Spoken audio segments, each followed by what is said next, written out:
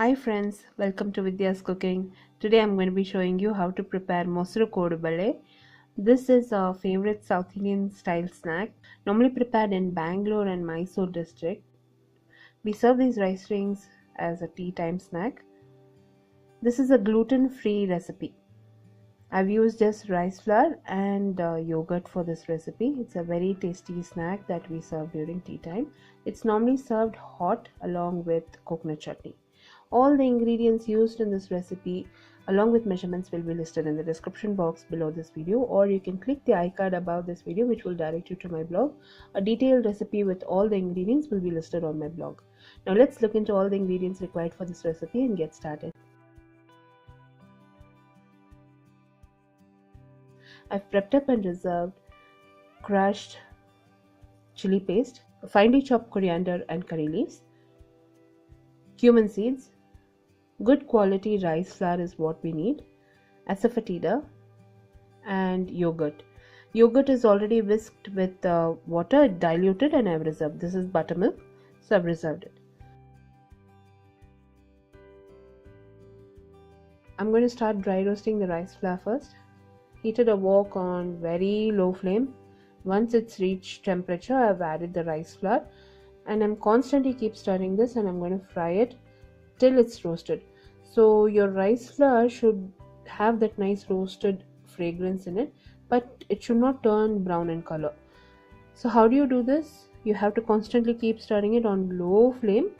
Your rice flour will start releasing a good aroma, a good roasted aroma. So if you're constantly stirring it and frying it on low flame, you'll have that good aroma. That is when you have to remove it from the flame and allow it to cool. So at this point, I'm going to remove it from the flame. In the same wok, I've placed it on medium flame at this point. I've added the diluted buttermilk.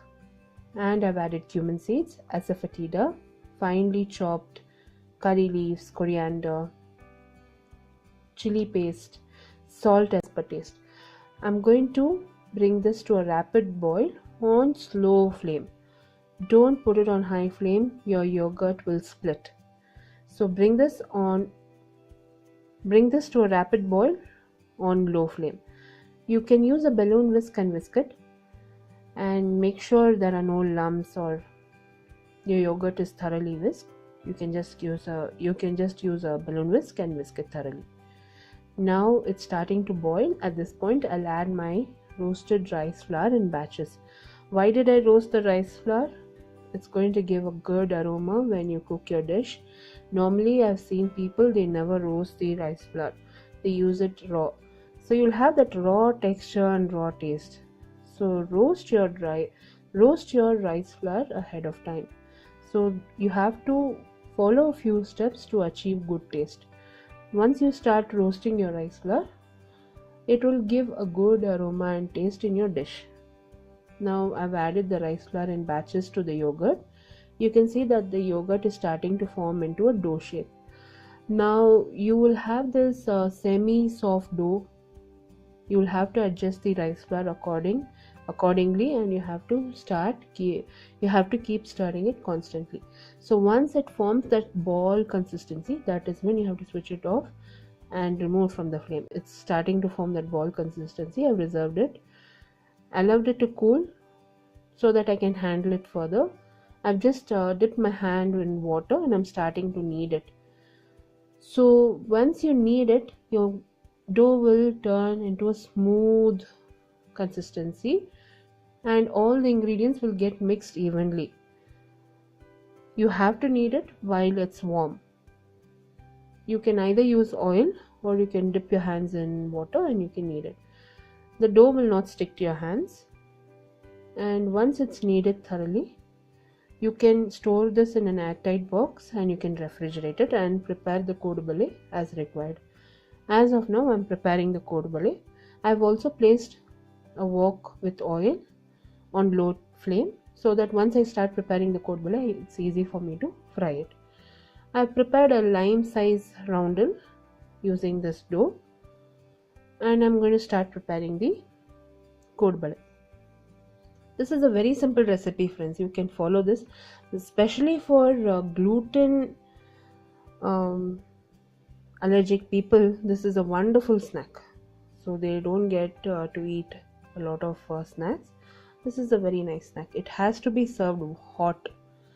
So I've started to roll it into sticks first, and then I'm going to join both ends and prepare the rice rings.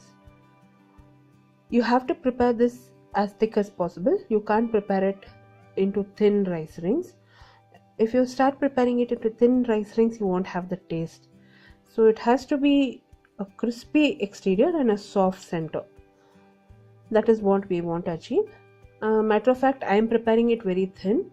Normally, if you go to street vendors, if you find this selling in Bangalore in street vendors, you have to taste it. They will sell almost a very thick consistency rice ring. So roll this and form the kodubale and reserve it. You can't reserve it for too long, otherwise your rice will go dry and it will crack. So you have to prepare a bunch of these, about 4 or 5, and start frying it immediately. I've already prepared a few, and my oil is nice and hot at this point. I'm gently going to drop the rice rings in the hot oil. You have to fry this again on very slow flame, no high flame. Fry it on very low flame. It has to turn light brown in color. The exterior will be nice and brown. It will have a soft center. When it's eaten with chutney, it's very nice taste. The recipe in detail, friends, will be on my blog. Blog link will be listed in the description box below this video, or you can click the iCard above this video, which will direct you to my blog. All the ingredients used in this recipe, along with measurements, will be listed in the description box below this video. Also, like me and follow me on Instagram, Facebook and Twitter, friends. I keep posting a lot of updates on a regular basis on social media, so you can follow me on my social media. All my social media handle links will also be in the description box below this video. The same recipes are also translated and posted in YouTube Tamil. YouTube Tamil link will also be in the description box below this video. You can see on slow flame I'm frying it. You need a lot of patience while you're doing this recipe, but the results are very good. So this is 100% gluten free. You don't have any sort of gluten in coconut chutney or in the snack. So I've seen a lot of kids lately who are having gluten allergy. I'm very sorry. For them, this is a wonderful snack. You can prepare it. It's very healthy. It's made out of yogurt. It's got good quality rice flour. It's very nice for your tummy.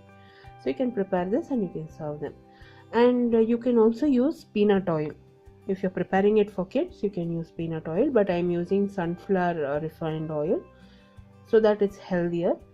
But you can definitely use peanut oil as per your preference and prepare it. I've prepared a bunch of these kodubales and I've reserved. For this recipe, I prepared approximately 21 kodubales, and I have served my entire family, and I also distributed to my friends. So it turned out really good. We normally serve it with a nice spicy coconut chutney, and it pairs very well. So do give this recipe a try, friends. It's a wonderful tea time snack. It's a South Indian snack. Normally you can find this type of delicacy sold in Bangalore and Mysore region. So there's a community called Shettar community. They prepare this sort of recipes and they serve it. So it's a very nice and wonderful dish that you can prepare in a jiffy and you can serve it. So especially if you're not prepared and you have guests all of a sudden, this is a nice recipe to prepare and serve. So I'm going to prepare the entire batch in the same manner, and I serve this kodubale. My entire family enjoyed it, and I thoroughly enjoyed preparing this for you. If you like this video, give me a thumbs up and subscribe to me for more recipes. Do try this recipe and post your comments. I'll be seeing you soon with the next recipe video, friends. Until next time, this is Vidya Lakshmi. Thank you so much for watching. Bye bye.